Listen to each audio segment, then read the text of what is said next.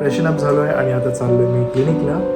आज पुढे आम्ही काय काय करणार आहोत हे तुम्ही बघणारच आहात. सो मस्त आमचा नाश्ता झालेला आहे आणि आज जेवणाचं बेत म्हणजे मी बनवणार आहे मटन आणि इथे एक चिकनचं स्टार्टर बनवते जी ऑलमोस्ट रेसिपी सुरुवात झालेली आहे. सो चिकन क्यूब्स असतात ना आपले ते मी घेतलेले आहेत बोनलेस. त्याच्यानंतर एक पेस्ट बनवली आहे आलं लसूण मिरची कोथिंबीर पुदिना आणि पालक ह्याची ह्यात मी ते ॲड करणार आहे. आणि आज जो मसाला आज किचनमध्ये मी जे मसाले यूज करणार आहे ते आहेत माऊलीचे मसाला.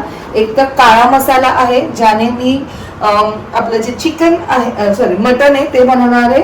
आणि हा आहे गरम मसाला ज्याचा उपयोग मी ऑफकोर्स मटनमध्ये सुद्धा करणार आहे पण आता थोडंसं हे जे मॅरिनेशन करणार आहे चिकनसाठी त्याच्यात सुद्धा थोडं ॲड करणार आहे. थोडं गरम मसाला टाकला की फ्लेवर वेगळा येतो.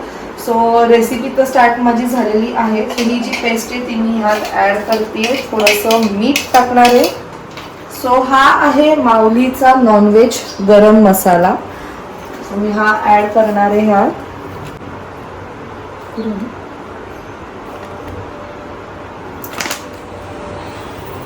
थोडंसं मीठ आणि आता आपण ह्याला मिक्स करून घेणार आहोत आणि थोड्या वेळ मॅरिनेट करत ठेवणार. आणि येस थोडीशी आपल्याला दही पण ह्यात ॲड करायची जे मी तुम्हाला सांगायला विसरली.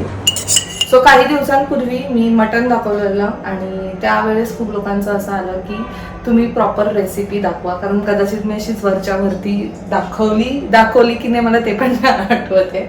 सो एनिवेज आईच्या पद्धतीचं मटण मी आज बनवते म्हणजे प्रॉपर कांदा खोबरं ह्याचं वाटण करून.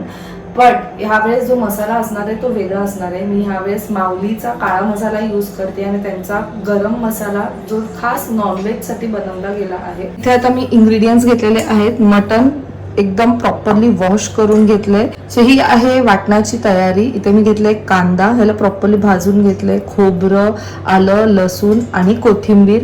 आणि जसं मी तुम्हाला सांगितलं मी माऊलीचा काळा मसाला वापरणार आहे. सो तुम्ही खूप एक्सायटेड आहे ह्याची रेसिपी बनवायला. The best part of this masala म्हणजे जेव्हा तुम्ही रेसिपी बनवाल युजली तुम्ही पाहिलं असेल मी तेलामध्ये वेलची दालचिनी ह्या सगळ्या म्हणजे आपण जे गरम मसाले आहोत ते टाकतो मग नंतर आपण कांदा टाकतो आणि मग करतो. बट हा मसाला जेव्हा पण तुम्ही यूज कराल तुम्हाला हे काही टाकायची गरज नाही आहे कारण ह्या मसाल्यामध्ये तुम्हाला लाल मिरची आहे खोबरं आहे धन जिरं धन मग मीठ. ओके सो मीठ आहे म्हणजे चिकन म्हणजे जेव्हा आपण मटन तुम्ही कुक कराल तेव्हा मीठ सुद्धा विचार करून टाका कारण मसाल्यामध्ये मीठ सुद्धा आहे. दालचिनी सहाजिरं रामपत्री कर्णफूल तेजपत्ता हळद दगडफूल इलायची लवंग इत्यादी म्हणजे सगळे खडा मसाला ह्यात आहे. सो तुम्हाला बाकी वरतून असं सेपरेटली काही टाकायची गरज नाही आहे. फक्त हा मसाला तुम्ही यूज केला तर खूप छान लागेल. आणि मिरची लाल मिरची ते बोलले म्हणजे मस्त स्पायसी होणार आहे. मी तर खूप एक्साइटेड आहे बनवायला. आणि त्याचबरोबर जो माऊलीचा गरम मसाला नॉनव्हेज गरम मसाला आहे हा ह्याचा सुद्धा मी वापर करणार आहे. जसं की तुम्ही पाहिला तर मी चिकनमध्ये सुद्धा यूज केलंय. सो चला मग आपण रेसिपीकडे वळूया. सिम्पल आहे आणि मस्त एक क्विक होणारी आहे. सर्वात आधी मी इथे तेल घेतलेलं आहे ज्याला मस्त प्रकारे गरम केलंय. जसं मी तुम्हाला सांगितलं युजली मी तेलामध्ये दालचिनी वेलची टाकते पण आज मला काही टाकायची गरज नाहीये. आता इथे मी बारीक चिरलेला आहे कांदा तो टाकते आणि ह्याला आपण थोडंसं गोल्डन ब्राऊन करून घेऊया. आपल्याला जे वाटण करून घ्यायचं आहे त्याला मी प्रॉपरली ग्राइंड करून घेते. आणि तुम्ही माझा हा मिक्सर पाहिलाच असेल अगारोचा रिजेन्सी स्टँड मिक्सर आहे. त्याच्यात खूप छान पद्धतीने हे ग्राइंड होतं म्हणजे वाटण किंवा ज्यूस काही बनवते. आणि प्लस हा जो वेसल आहे इथे तुम्ही तुमचं पीठ वगैरे मळू शकता. तर चला मग आपण आता ह्याची पेस्ट करून घेऊया. थोडंसं ह्यात मी पाणी ॲड करते.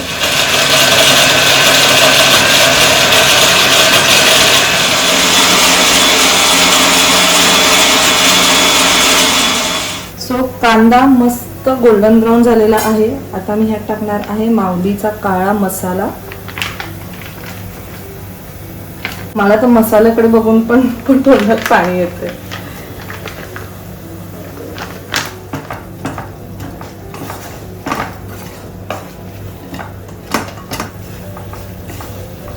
थोडंसं टाकते हा जो माऊलीचा नॉनव्हेज गरम मसाला आहे तो. सो मसाल्याला मस्त तेल सुटलंय. त्यानंतर मी त्यात ॲड करते आपण जे वाटण केलंय आणि आता त्यात टाकते फाईनली मटण. सो मी मटण युजली कुकरमध्येच कुक करते. काही लोक बाहेर सुद्धा कुक करतात. तुम्हाला हवं आहे तर तुम्ही पहिले मटणला वेगळं सेपरेटली शिजवून घ्या, जेणेकरून नंतर मसाला टाकल्यानंतर त्याला जास्त वेळ शिजवायची गरज पडणार नाही. मसाला मी टेस्ट करून बघितलं, अमेझिंग आहे. मीठ मला ॲक्च्युली चेक करायचं होतं की किती एक्झॅक्टली मीठ मला टाकायला पाहिजे. सो बघितलं गेलं तर आता ऑलरेडी ह्यात मीठ असल्यामुळे मी एकदम थोडंसंच टाकणार आहे, जास्त नाही. आणि आपलं हे जे वाटणाचं पाणी आहे ते टाकते. एकदम भारी होणार आहे, झणझणीत होणार आहे. मस्त मसाला आहे, म्हणजे अमेझिंग. मस्त 5 ते 6 शिट्ट्या घेऊया. And then our mutton is ready. एकीकडे भात सुद्धा ठेवलंय मी इथे. आता बाकीचं सगळं वाइंड अप करून घेते. आणि ऑफकोर्स टेस्टच्या वेळेस तुम्हाला सांगेलच, बाजूला वहिनींकडे देणार आहे, आईला सुद्धा आज देणार आहे, कारण आई इथे खात नाही मटन, पण त्या नक्कीच ग्रेव्ही टेस्ट करतील. सनी खातो, तो पण फक्त ग्रेव्ही खातो. पीसेस आमच्याकडे खूप कमी खातात, म्हणून वहिनींना देणार आहे. आणि आईला सुद्धा गार झालेला आहे.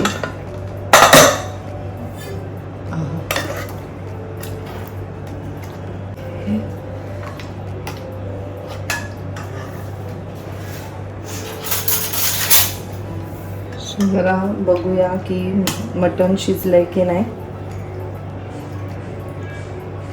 एकदम प्रॉपरली कुक झालं. म्हणजे मी याला गार्निश करते कोथिंबीरनी. एकीने मला विचारलेलं की एअर फ्रायर मध्ये तुम्ही काय काय बनवू शकतात. एअर फ्रायर मध्ये तुम्ही असं काही गोष्टी तंदूर करू शकतात, त्याचबरोबर आपण फ्राईज बनवू शकतो, टिक्की बनवू शकतो, केक बनवू शकतो, कोणतीही गोष्ट इन शॉर्ट आपण बेक करू शकतो आणि कुक सुद्धा होऊ शकतो. सो इथे तुम्हाला खूप काही गोष्टी त्यांनी दिलेल्या आहेत, पिझ्झा वगैरे काय काय काय काय ते पण करू शकतो. आता हा आहे ना आपला, and this is a timer.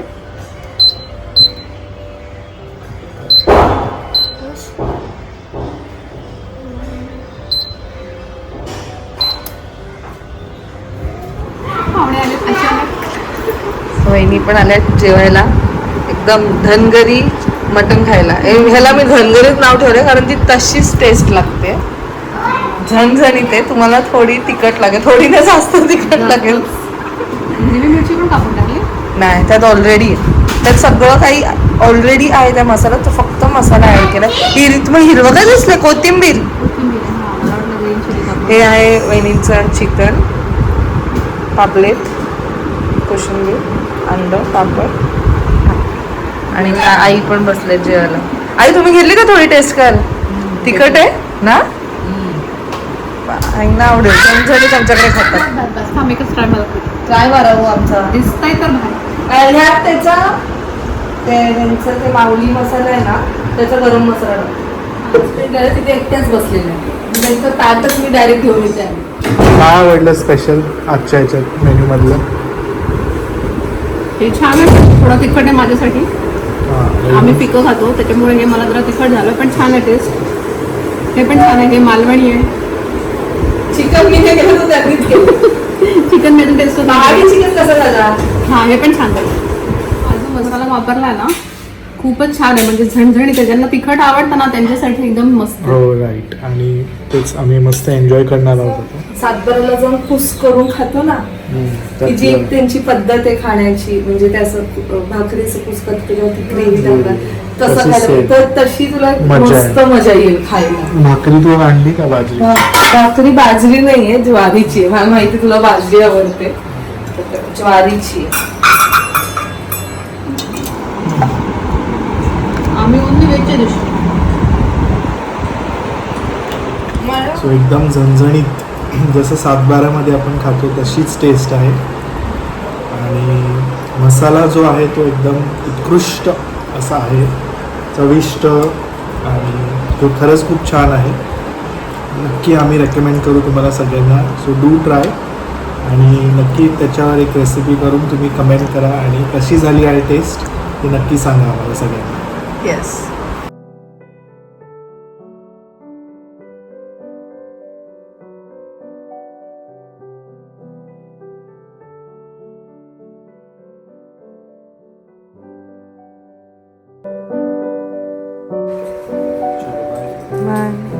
सावकाश जा. वाजले आहेत संध्याकाळचे 8. सनी मगाशीच गेला क्लिनिकला आणि मटन जे होतं ते खूप छान झालेलं, खूपच टेस्टी होतं.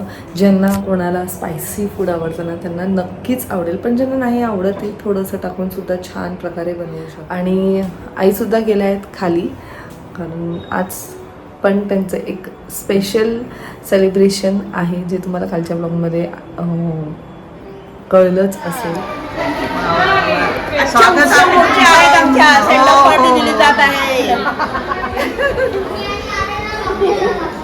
उत्सव मूर्ती आहेत नीताताई गोसावी आणि अपर्णा मराठी. स्नेहबंध कट्ट्यावर तुमचं स्वागत आहे. आजच्या उत्सव मूर्तीनं आजचा सेंड ऑफ पार्टी आहे स्नेहबंध कट्ट्या करून. 2015 मध्ये मी इथं आले आणि लेकीच्या बाळणपणासाठी ऑस्ट्रेलियाला गेले. नंतर आल्यावर वाटलं इथं कसं आहे काय आहे, आणि लेकीला घेऊन इथं आले. आणि मग मला काही इथं यायला कट्ट्यावर तेव्हा थोड्याशा 2-4 जणी बसायच्या. बानखेली ताई, ह्या पाटील ताई, या सगळ्या बसत होत्या. आणि यांच्यामध्ये मला यायला नाही मिळालं, पण मी इथले फोटो काढले आणि माझ्या अनुजांनी पाठवले. तर ती उर्मिलाची मुलगी म्हणे, अगं हे तर आमचंच आहे पनवेल, मग तुझी मम्मी पनवेलला राहते. आणि मग मला एक मैत्रीण मिळाली उर्मिला पनवेलमध्ये. आणि नंतर तर मग मी इथं कट्ट्यावर यायले, बानखेले बाईंबरोबर यायला लागले. मग पहिल्यांदा मला पटवर्धन ताई भेटल्या, मग आई भेटल्या, सगळ्या भेटल्या. आणि गोसावी ताई भेटल्या, मग त्या शिरोडकर ताई भेटल्या. आणि मग त्या आता मला एवढ्या हक्कानी आपण तू इतकी छान कसल्या अवतारात फिरत असते का, चांगले कपडे घालत जा, एवढे कपडे. आणि आता त्यांचं ऐकून मी छान छान कपडे घालायला लागल्या.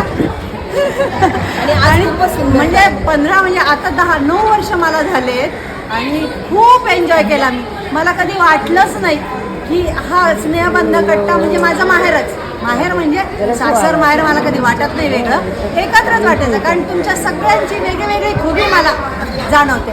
गावडे ताई किती प्रेमाने मला म्हणतात, इतके छान असतात माझ्याकडे बघून की मला वाटतं वा त्या माझ्यासाठीच आहे. ती खूप बोलतात अर्चना ताई त्या माझ्यासाठीच आहे, त्या मलाच बोलतात.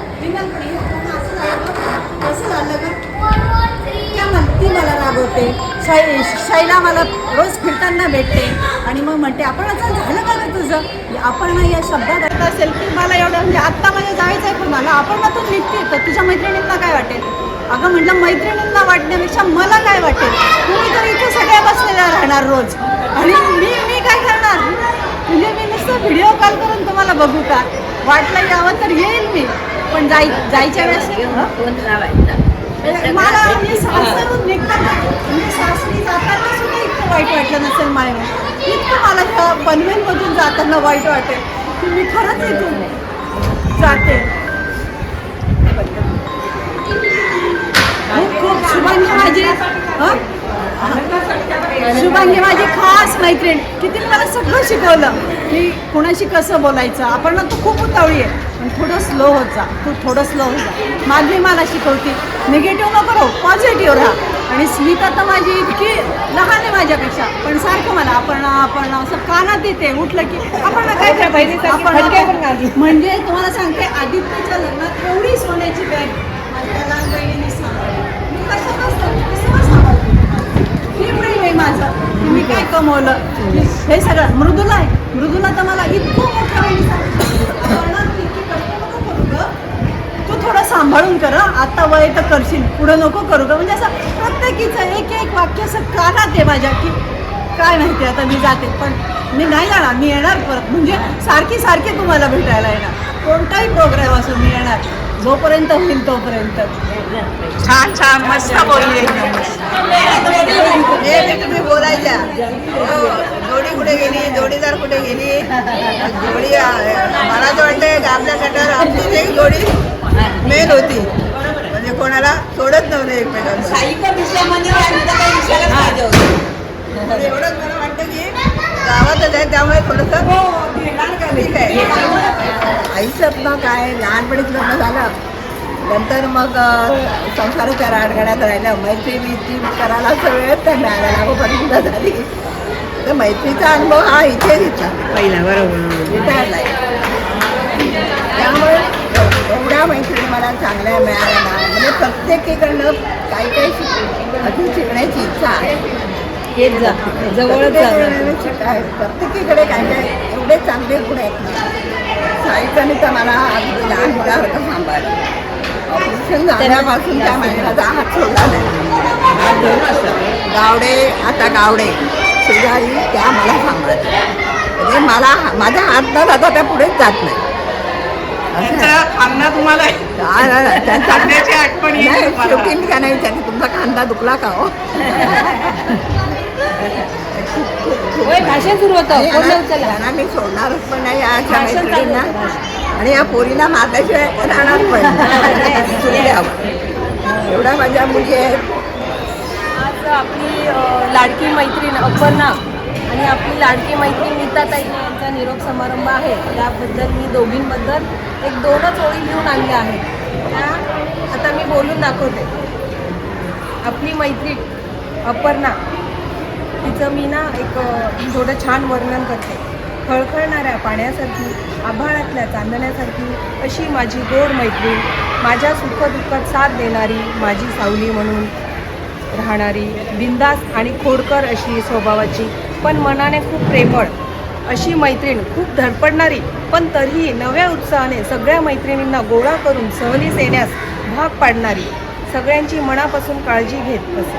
फक्त निसर्गरम्यच नाही तर अगदी देवाधर्माच्या पर्यटनस्थळी सुद्धा तिने आम्हाला दाखवले. स्वतः तर तिला खूप फिरण्याची आवड आहेच, पण सोबत मैत्रिणींना घेऊन फिरणे हा तिचा चांगला गुण.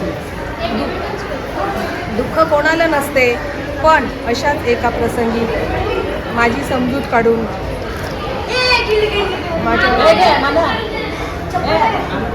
माझ्या दुःखात सहभागी होऊन सतत मला सांगणारी ही, मग सगळं काही ठीक होईल, स्वामी आहे तुझ्यासोबत, असं मला मानसिक आधार देऊन माझ्यासोबत असे माझे मन अचूक ओळखून माझ्या पाठीशी खंबीर राहणारी अशी माझी मैत्रीण.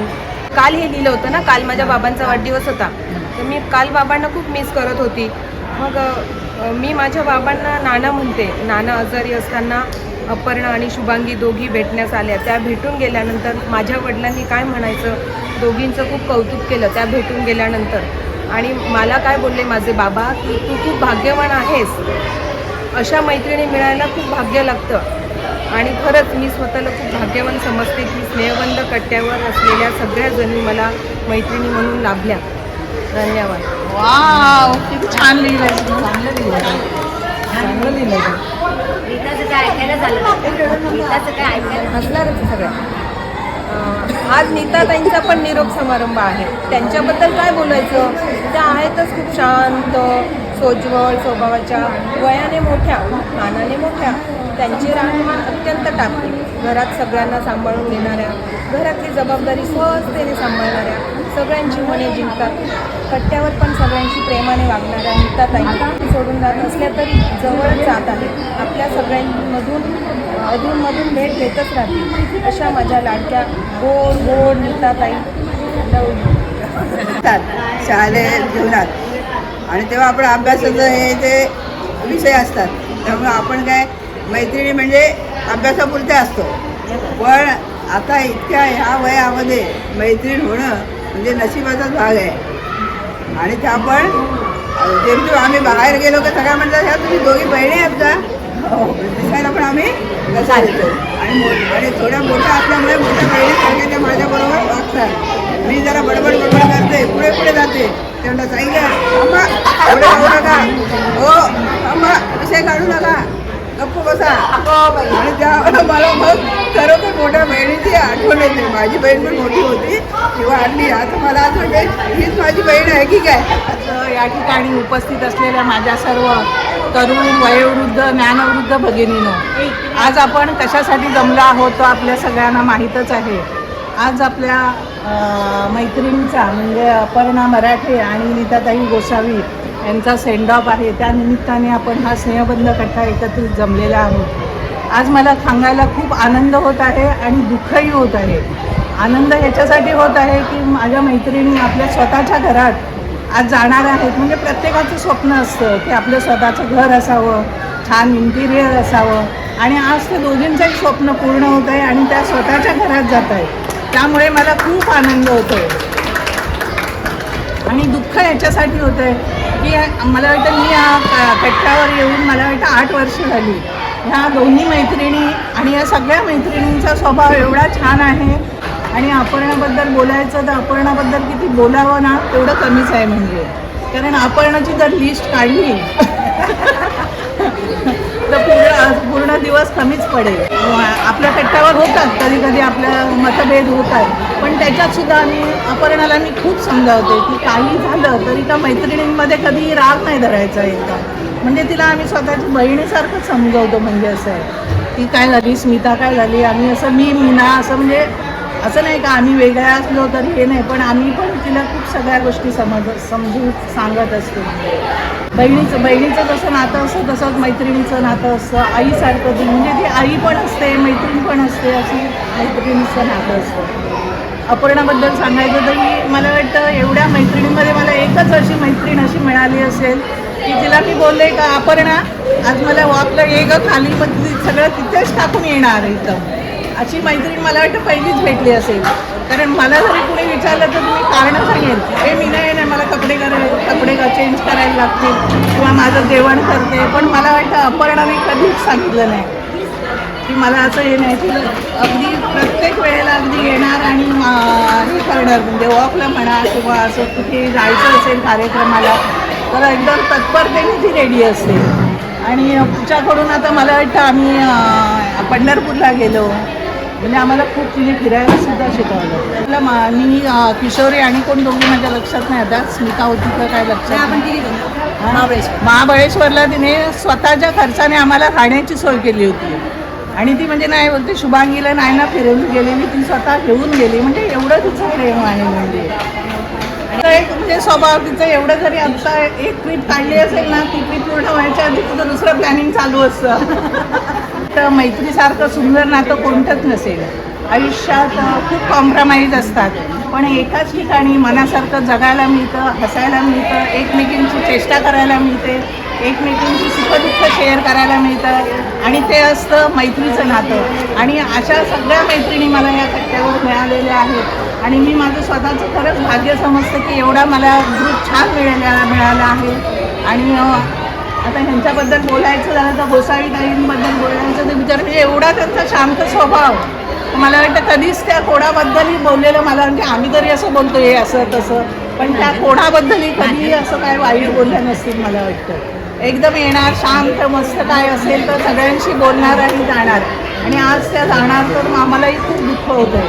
पण तुम्ही इथे पनवेलमध्येच आहात त्यामुळे आम्हाला कधीही तुम्हाला भेटता येईल. फक्त अपर्णाचं एवढ्या लांब तरी पण आम्ही तुला नक्कीच भेटायला येऊ. आणि आज हो आणि काय एवढा सगळ्यांचा उत्साह एवढा लांबला आहे ना, सगळ्या येतील तुला भेटायला. नीताताई खडतर आयुष्य भोगून आज सुखात आहेत. आता त्या स्वतःच्या घरात राहायला जात आहेत. त्यांना मनापासून शुभेच्छा देऊया.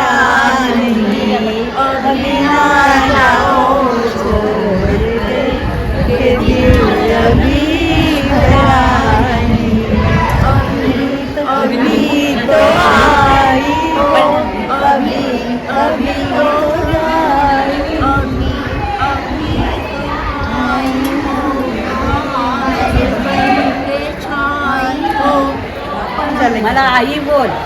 मी त्यांना मग पोरगी म्हणून समजून अपर्णा बोलायला लागली. आणि या मला गुलाब आवडील बोलत तर माझी मोठी बहीणच असं वाटते मला माझी बहीण बोलला. मैत्री होते. स्नेहबंध कट्ट्यावर 60 नंतरची जी मैत्री आहे ती खूप महत्त्वपूर्ण आहे. कारण सगळ्यांनी सर्व काही उपभोगलेलं असतं आणि ही त्याची मैत्री नॅचरल मैत्री आहे. पण आपण लहानपणी कसं बागडलेलं असतो आपल्याला कुठलीही मैत्रीणच वाटत. आणि काय वाईट नाही वाटत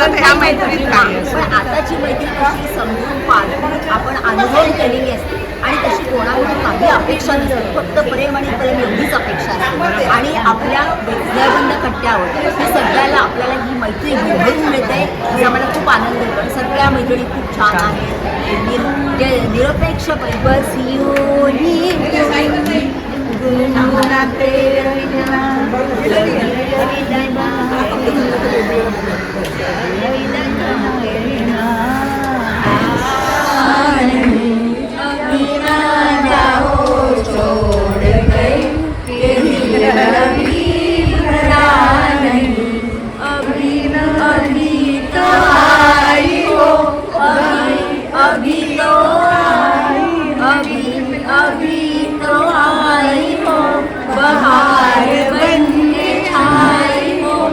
आज आपली स्नेहबंध कट्ट्यावरची खूप जुनी मैत्रीण की जिला आपण खूप जीव लावला होता, जीव लागला होता, प्रेम अटॅचमेंट आपली इतकी झाली होती की तिला आपण 2 वेळेला जाण्यापासून टाळलं. तिला सारख्या शुभेच्छा देत होतो आपण, दुसरीकडे शिफ्ट होते. म्हणजे निरोप समारंभ असं म्हणण्याचं काही कारण नाही आहे. फक्त ती काही कारणासाठी आणि अतिशय चांगल्या गोष्टीसाठी ती आपल्यापासून दूर जाते. पण अपर्णा आपल्यापासून दूर जरी गेली तरी सुद्धा ती आपल्याकडे येणार, तिचं मन आपल्याला खेचणार. नीताताईला निरोप हा शब्द मी अजिबात वापरणार नाही, कारण नीताताई पण आपल्यातच आहेत. आपल्या बऱ्याच मैत्रिणी काही कारणास्तव, कोणाची बदली होते, कोणाचं काय अनेक कारणं असतात, त्यासाठी फक्त स्थलांतर करतात. एका फ्लॅटमधून दुसऱ्या फ्लॅटमध्ये, एका इमारतीतून दुसऱ्या इमारतीत.